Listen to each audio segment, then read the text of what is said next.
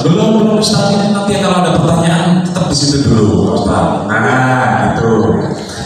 Nah hadirin Bapak Ibu semua, catatan saya ada 5. Yang pertama, tema yang disampaikan adalah terkait dengan kesadaran. Bahasa Betawinya eling sama eling, ya gitu.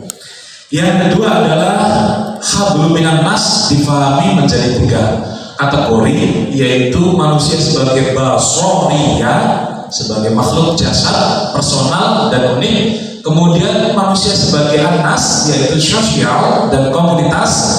Yang ketiga adalah insan, manusia sebagai makhluk spiritual.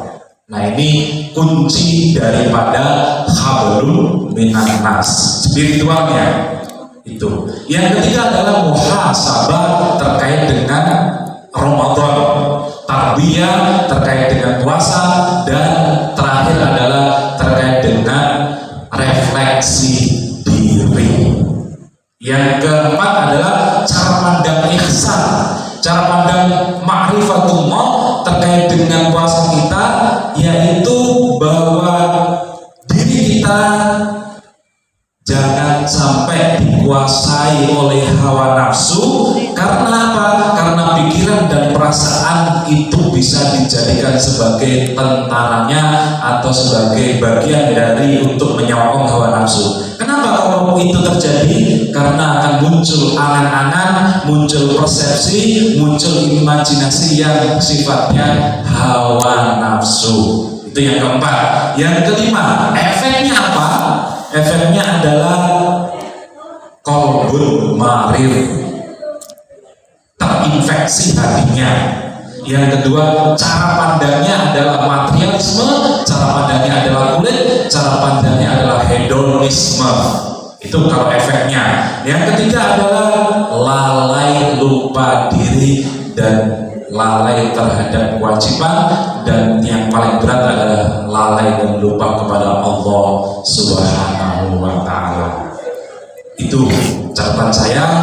Jadi Bapak Ibu semua yang ada pendalaman, pertanyaan dan sebagainya, kita ada waktu lagi 10 menit untuk pertanyaan ini dari 2 dari laki-laki, jamaah laki-laki, dan 2 perempuan kalau ada waktu dan tempat yang persilakan untuk jamaah semua untuk interaksi interaktifnya. Silakan. Mau nanya Pak Ustaz, masalah dalam arti silaturahmi dan silaturahim itu kan aku kan ada 2 ketentuan dalam syariat badan kita, ya, yang silaturahmi itu kita hablum minan nasnya, kita berbuat lebih erat. Sementara dalam arti silaturahim itu kan kita dengan jasad sendiri, dengan ibu sendiri, dengan adik kita sendiri atau kakak kita sendiri. Nah sementara cakupan itu kita lahir ke dunia ini udah jelas kan, atas dasar satu nama, Nabi Adam dan seterusnya sampai ke Nabi yang terakhir. Menurut kitab Al-Adkar kita jelas semua makhluk yang ada ini tetap mengacu kepada Nabi Adam. Nah sementara ini kan masalah nasab yang ramai sekarang. Kenapa saya ambil temanya seperti ini? Karena nasab itu akan membuat kita selalu dalam hitungannya apa, menjalin silaturahmi. Karena saya diambil hablum minanas ya. Sering sekali patojaiyah bid'ah apa, saya ambil tema itu. Kenapa? Hablum minanas ini nggak berjalan, ya kan? Dalam cakupan kita ini besar sekali, ya kan? Dalam dunia Islam sangat besar. Kenapa kita ambil itu sementara dalam titiknya kita itu mencapai hitungannya apa? Menjalankan ukhuwah Islamnya. Berarti ketika Nabi Adam sampai kita disahkan atau didawangkan Nabi Muhammad sebagai Rasulullah kan udah jelas. Dari Nabi Adam kita udah semua Islam. Cuman apa yang berbeda kan nasab tadi. Karena apa? Silaturahim dan silaturahmi itu berbeda. Nah, itulah antara nasabnya Nabi Muhammad dan nasabnya Nabi Adam. Sementara kita ini yang sering terjadi itu. Makanya saya ambil tema ini gimana caranya untuk mempertegas. Memang Nabi Muhammad Nabi kita terakhir sebagai hitungan panutan kita, karena kita mati aja kita mudah-mudahan diangkat sebagai umatnya Nabi Muhammad, jelas ya kan. Tapi kita kadang suka lupa mereka itu kita semuanya keturunan Nabi Adam, ya kan. Min ruhu bi jasadi, kita jasad kita nggak lepas dari Nabi Adam. Sementara iblis itu udah jelas takdirnya dia nyampe kapan dalam Al-Quran, wa yatalaqaf udah jelas dia akan menggoda manusia sampai akhir hayat. Ya, cuma nasab ini gitu yang masih kita bingung. Antara nasab yang jelas dari kita Nabi Adam, dia merasa Nabi Muhammad, wah itu yang menjadi perbincangan. Itu kan yang dipertanyakan masalah nasab atau masalah silaturahmi ya. Silaturahmi ini nggak bisa terjalin. Iya, rata-rata itu. Ya. Saya menjawab di sini apa di sana ini? Semakin panas ya, semakin malam ini. Mohon maaf ya. Semakin panas, semakin panas. Langsung jawab apa boleh satu-satu jawab dulu. Mau satu-satu atau dua nih? Nggak tahu. Nah, Aku ikut. atau satu sekalian aja lah ya, udah di sana. Silakan. Biar nanti pertanyaannya dibawa ke sini. Waalaikumsalam warahmatullahi wabarakatuh. Tetap nggak apa-apa sih. Ya. Tadi Ustaz ada kalimat bahwa kadang-kadang ada orang yang rajin sholat, tapi hubungan hablum minan nasnya itu hancur gitu, jelek lah. Nah, karena kekurangan ilmu saya pengen tahu itu penyebabnya apa sih? Apa ada yang salah dengan sholatnya? Atau memang seperti apa gitu? Nah, itu udah. Oke ya. Saya jawab. Ya, itu. Saya di sana ya Pak. Mohon maaf. Saya akan jawab pertanyaan yang pertama. Beliau merespon tentang silaturahmi dan silaturahmi. Kalau silaturahmi adalah menjalin hubungan dengan sesama ahli rahim ya. Kalau silaturahmi hubungan kepada Allah gitu. Nah, ini kan kadang-kadang kenapa kok hubungan antar sesama manusia ini tidak bisa terjalin sampai sekarang, seolah-olah sulit gitu ya. Nah, apakah ini hubungannya perkara nasab atau perkara ya? Sebetulnya dari manapun nasabnya, dari siapapun nasab, jadi nasab itu keturunan ya, keturunan. Ya, dari simbah, dari buyut, simbah, bapak, anak, temannya ada itu kan keturunan ya, nasab ya. Dari siapapun nasabnya, toh asal usulnya Nabi Adam. Inilah kesadaran yang hilang, yang menjadi penyebab. Tadi saya katakan penyakitnya tiga. Satu, buta mata hati. Kalau sudah buta mata hati yang dipandang dari segi lahiriahnya itu. Saya memandang jenengan, ya. Kalau secara lahiriah, anaknya sopor. Tetapi ketika saya pandang dengan mata saya yang lain, Mas Aji atau Mas sama tadi? Mas Aji dengan saya bukan orang lain kalau saya pandang dengan mata saya yang lain. Betul Pak? Mulai ini betul. Iya, rahasia nggak apa-apa, rahasia umum. Mohon maaf, saya pekerja saja. Itu masalah. Maka justru saya tertarik ketika jenengan bicara nasab. Betul. Hatta nasab Sayyidina Muhammad bin Abdullah bin Abdul Muthalib sama nanti nasabnya. Dan ini tidak ada Islam. Bani Adam. Betul. Jangan bicara terlalu dalam nanti kalau wah itu Muhammadnya Muhammad yang mana, itu kan Muhammad yang basar. Justru Allah perintahkan kul innama ana basarun mislukum. Katakan ya Muhammad, sesungguhnya aku adalah manusia biasa sama seperti kamu. Karena dari sisi itu kulit. Paham ya? Kalau bicara nasab, jenengan dengan saya dengan jenengan bukanlah orang lain kalau saya pandang dengan mata saya yang lain. dan semua bapak-bapak yang hadir di sini satu nafas dengan saya, karena satu nafas yang ditiupkan oleh Allah bersama. Pada waktu beberu, aku tiupkan di dalamnya rohku. Nah, ini yang perlu kita tahu. Tiupan pertama ini siapa? Itu asal mula kita. Paham ya? Ini yang saya katakan, karena orang sudah kena penyakit hati, mata hatinya basirnya tidak mampu memandang, dia pandang dari mata ini hanya memandang mampunya hanya di sisi kulit, sementara ini ketutupan jempol wis kakek, dia namanya gampang ketipu. Ini mata kepala saya ini Pak. Ini mari kita berpikir, tak takut malam hari ini. Saya senang bukan belum ya. Saya senang, ini saya senang. Aku mulai oleh mobil, oleh rokok, tak tambah asik. Aku makin rokok makin asik Pak. Tenang. Ya. Kita kenal dari kereta api. Jadi rel kereta api di Indonesia ini yang mengangkat Belanda. Makanya stasiun Bios bangunan Belanda. Gudang air itu bangunan Belanda. Rel kereta itu dibangun Belanda, didesain sedemikian rupa, sesimetris mungkin, sesejajar mungkin. Betul. Ada rel kereta api yang tidak ada sejajar, ukurannya sejajar. Karena kalau ini main dikit Pak, anjlok semua. Tetapi coba kita pandang dengan mata kepala kita berdiri di tengah-tengah antara dua rel kereta, pandang sejauh mata, memandang, itu rel kereta nginjuk apa tetap miring?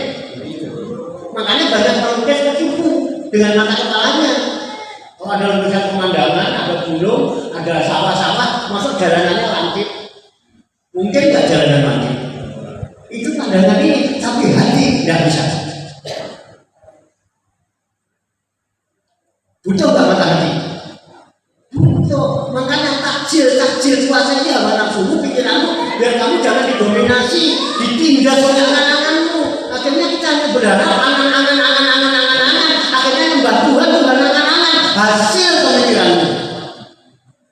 Yang benar. Jelas ini.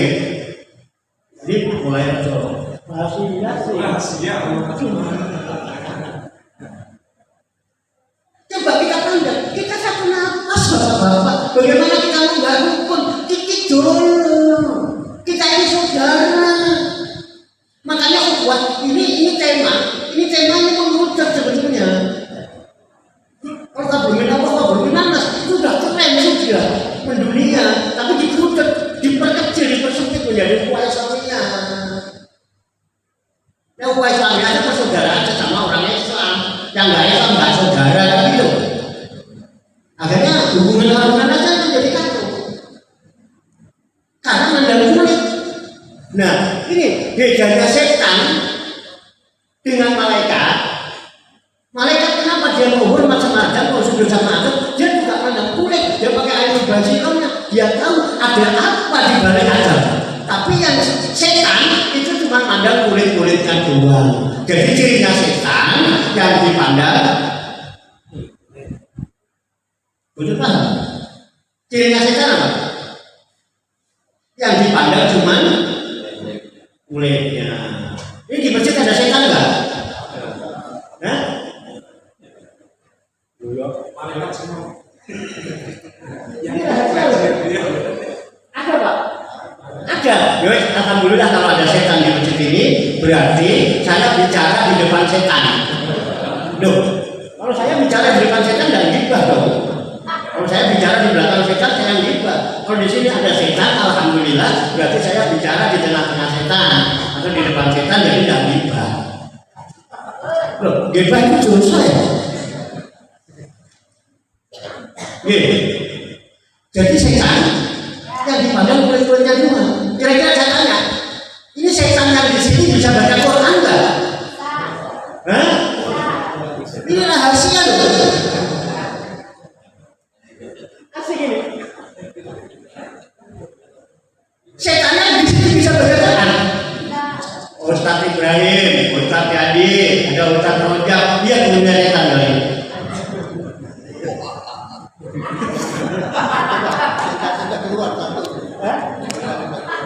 Lah ya. Aduh ya Allah ya Allah. Kira-kira setan di sini ada yang kata Quran enggak? Ya cuman kulit-kulitnya doang. Lihat Quran, kulitnya kenapa?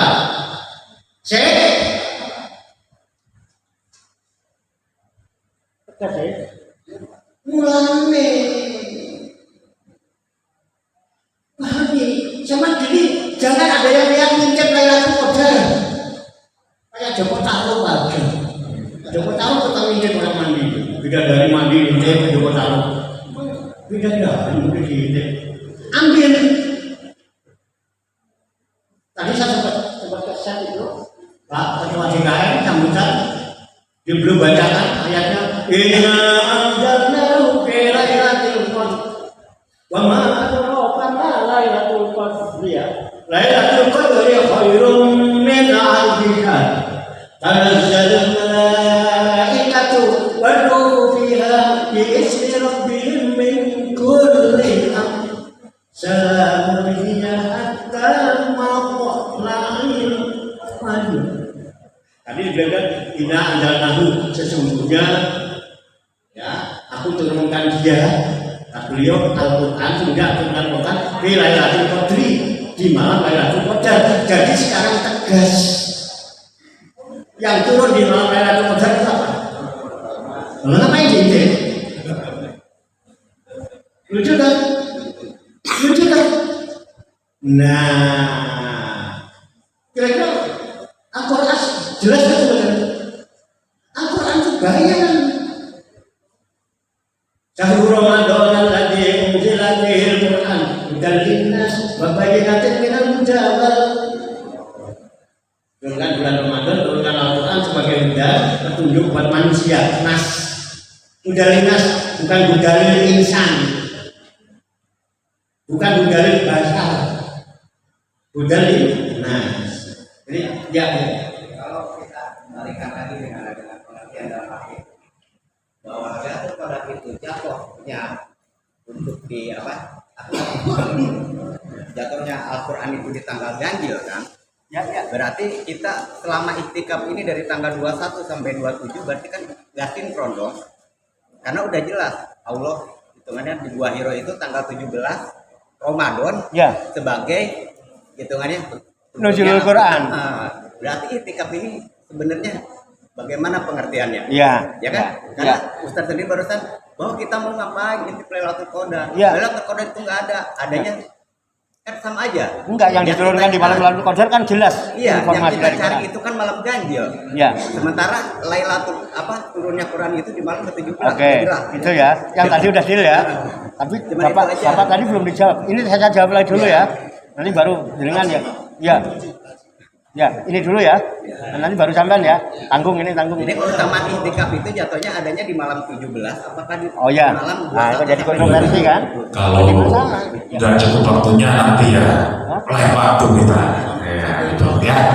Saya nurut ya. Iya.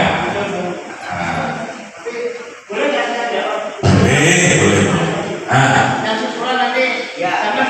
Lailatul Qadar kan di malam ganjil dan Lailatul Qadar. Sementara Allah memberikan informasi yang turun di malam Lailatul Qadar itu adalah Al-Quran. Saya yang sambutan Pak Senggono. Tetapi bagaimana dengan 17 Ramadan yang diperingati sebagai Nuzulul Quran turunnya apa? Berarti tanggal 17 itu Lailatul Qadar dong. Kan jadi kontroversi ya. Ini nanti dulu ya. Biar saya nggak komunikasi. Nanti pokoknya gampang. Nanti kapan suatu saya kesini saya jaga agak ngobrol lagi. Tapi jangan di dalam, di luar sana sambil ngopi ngobrol. Biar bisa lama ya Mas ya. Biar ya enggak apa-apa. Saya sampai saudara saya. Ya. Kenapa saya mau mondar-mandir mau begini? Ini kedekatan saya adalah kedekatan kekeluargaan, keluarga besar Masjid Al-Iqsal. Jadi saya nggak ada rindu, nggak ada ragu, nggak ada apa, saudara saya semua. Ya, Mas Adi pertanyaannya tentang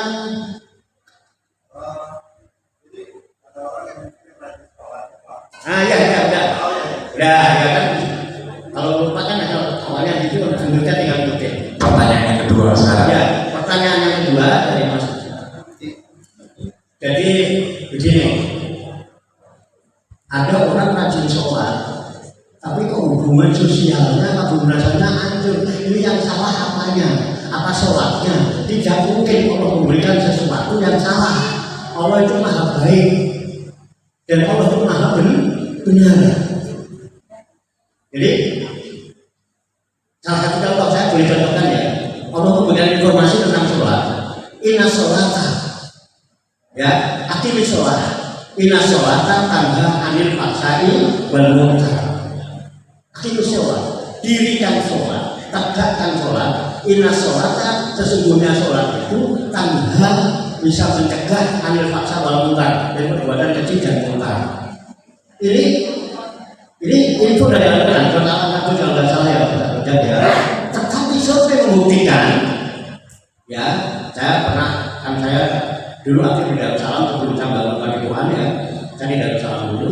Di Darussalam itu pernah subuh kehilangan sepeda motor. Sepeda motornya di KM lagi. Itu yang ngambil, yang nolong itu sholat subuh dulu. Itu kan hubungannya gitu ya. Gimana sholat kok, tapi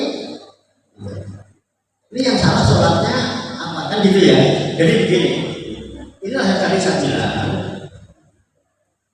Sebetulnya semua yang kita lakukan saat ini, disadari atau tidak disadari, itu sebatas input, hanya masukan.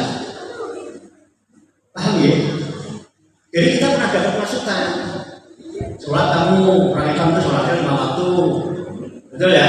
Subuh, zuhur, asar, maghrib, isya. Sholat itu subuh 2 rakaat. Itu kan kita dapat informasi itu.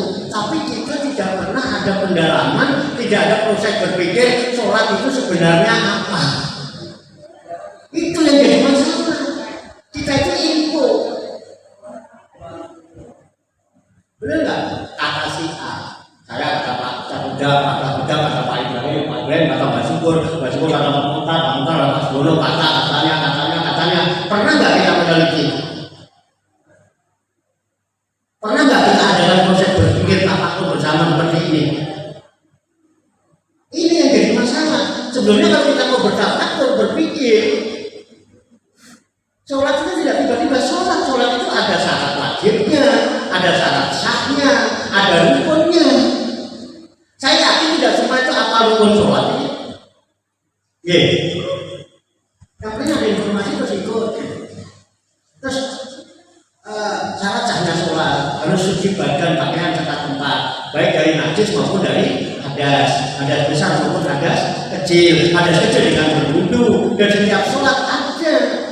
Ya ayyuhalladzina amanu idza qumtum ila sholati faghsilu wujuhakum wa aydiyakum ila marafiqi wamsahu bi ru'usikum wa arjulakum ila al-ka'bayn. Cuma 4. Di Quran cuma 4 itu kalau mau sholat. Orang yang beriman satu harus iman. Ya ayyuhalladzina amanu idza qumtum ila sholat, apabila kau berdiri untuk melakukan sholat, faghsilu wujuhakum, basuh. Kalau ini di basuh, wajah dibasuh. Wa aydiyakum ila marafiqi, kedua tanganmu sampai sikut. Nah, kalau di sini wamsahu bi ru'usikum, sapulah kepala kamu. Wa aydiyakum ila al-ka'bayn, dan kedua kakimu sampai mata kaki.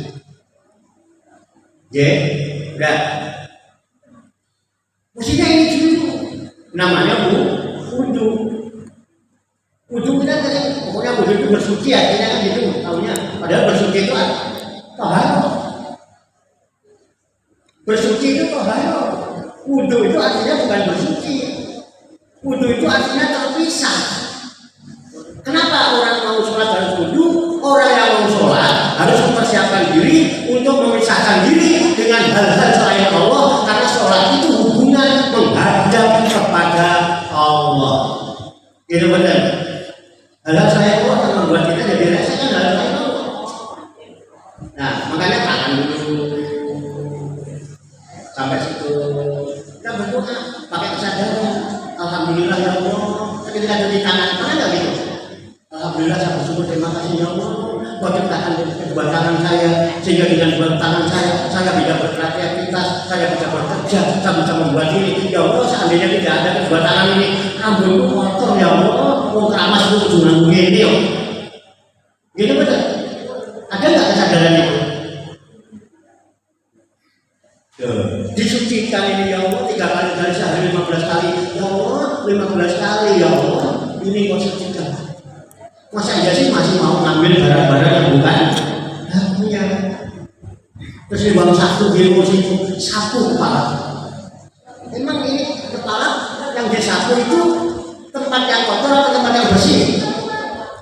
Coba pahami kalimatnya itu nih. Sesuatu yang disapu itu biasanya tempat kotor atau tempat yang bersih? Kotor. Rambut kita bersih, kenapa disapu?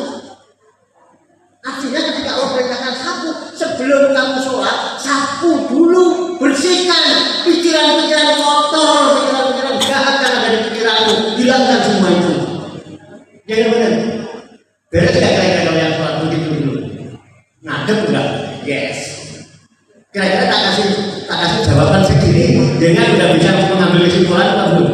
Sudah bisa terima? Alhamdulillah, terima kasih sudah bisa dipahami. Jadi nanti panjang lagi. Nanti kamu jelasin sampai rukun sholatnya bareng subuh baru rampung. Jadi lanjutannya di Pak Dibonkan Darus Salikin.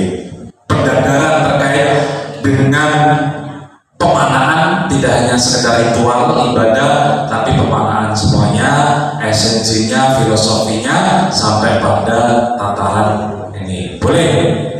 Karena waktunya sudah habis, jadi cukup dua saja ya. Nanti kalau kurang-kurang silakan silaturahim ke Padepokan Darus Salikin. Hadirin Bapak Ibu semua, alhamdulillah. Jadi kesimpulannya saya serahkan kepada Bapak Ibu masing-masing. Mudah-mudahan bermanfaat dan bisa dijadikan sebagai ilmu dan amalan kita sehari-hari. Sebelum kita akhiri, jadi habis ini adalah break dulu sebentar, kemudian ada qiyamul lail. Silakan nanti yang ikut secara berjamaah ini, kemudian kita lanjutkan lagi tafakur, tadabbur atau rehat dan lain sebagainya, itu secara personal sampai nanti jam 3.30 sampai jam 4.20-an itu sahur bersama. Sekali lagi, setelah ini adalah qiyamul lail atau sholat malam yang kemudian dilanjutkan dengan pada jam 3.30 sampai 4.20-an itu ada agenda sahur bersama.